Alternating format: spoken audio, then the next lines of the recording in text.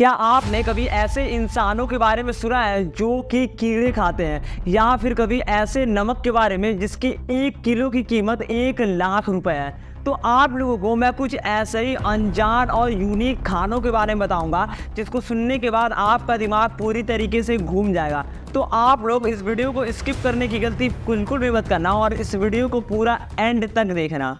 देखो, सबसे पहले हम बात करने वाले हैं मैफी लीफ के बारे में। दरअसल मैं आपको बता दूं, जापान में एक बहुत ही ट्रेडिशनल और यूनिक डिश है जहां पर लोग पत्तों को फ्राई करके यानी कि उबाल कर उसको बड़े चाव से खाते हैं।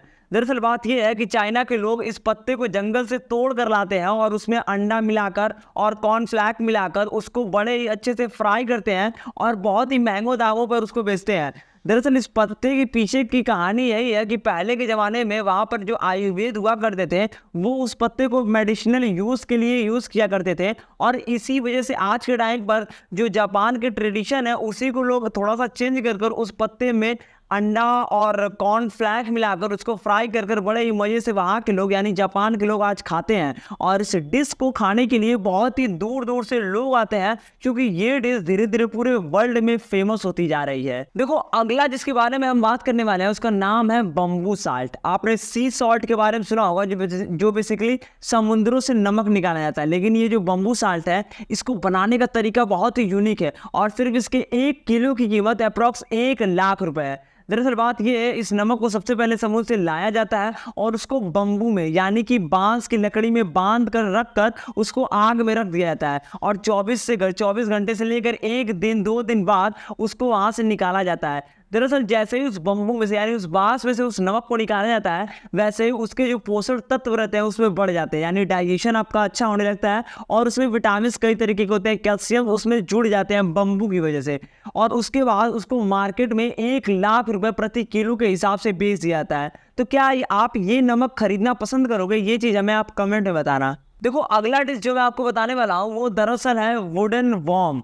दरअसल आपने कई सारे फिल्मों में देखा होगा जहां पर लोग कच्चे कच्चे वर्म को यानी कीड़े को निगल जाया करते हैं।